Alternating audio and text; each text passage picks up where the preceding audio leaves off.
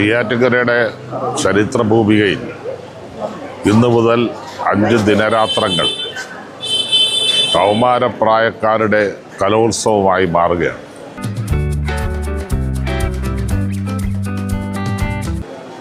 പതിനാറ് വേദികളിൽ മാറ്റുരയ്ക്കുന്ന കലോത്സവം വിധി നിർണയിക്കുന്നതടക്കം വളരെ സുതാര്യമായ രീതിയിൽ പ്രവർത്തനങ്ങൾ ചിട്ടപ്പെടുത്താൻ വേണ്ടിയുള്ള കൺവീനർമാരുടെ യോഗം ചേർന്ന് പ്രവർത്തനങ്ങൾ ചിട്ടപ്പെടുത്തി മുന്നോട്ട് പോവുകയാണ്.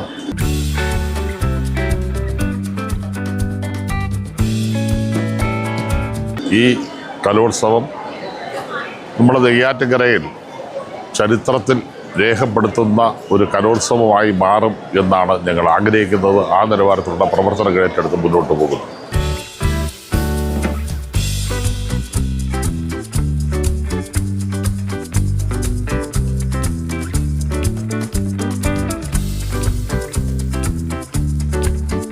തിരുവനന്തപുരം റവന്യൂ ജില്ലാ കലോത്സവം നെയ്യാറ്റിൻകര വെച്ച് നടക്കുകയാണ്. തികച്ചും നെയ്യാറ്റിൻകരയുടെ ഒരു ഉത്സവം എന്ന പ്രതീതി ഇത് ജനിപ്പിച്ചിട്ടുണ്ട്.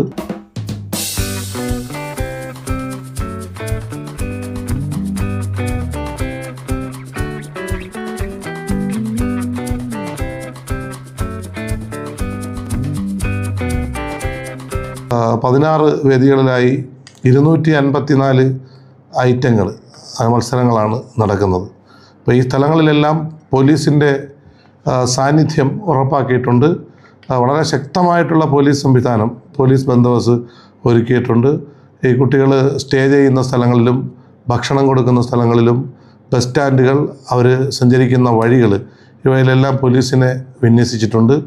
SIമാരും CIമാരും ഉൾപ്പെടെയുള്ള ഓഫീസേഴ്സിൻ്റെ നേതൃത്വത്തിലാണ് പോലീസിനെ വിന്യസിച്ചിരിക്കുന്നത്.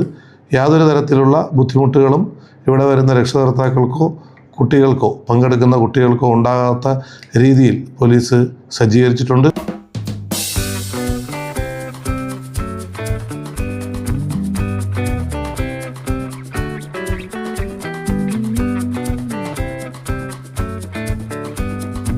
കുട്ടികൾ തയ്യാറെടുക്കുന്ന മുറികൾ, ഗ്രീൻ റൂമുകളുടെ സമീപത്തും പോലീസ് ഉദ്യോഗസ്ഥരെ, വനിതാ പോലീസ് ഉദ്യോഗസ്ഥരെ അടക്കമുള്ളവരെ വിനിയോഗിച്ചിട്ടുണ്ട്.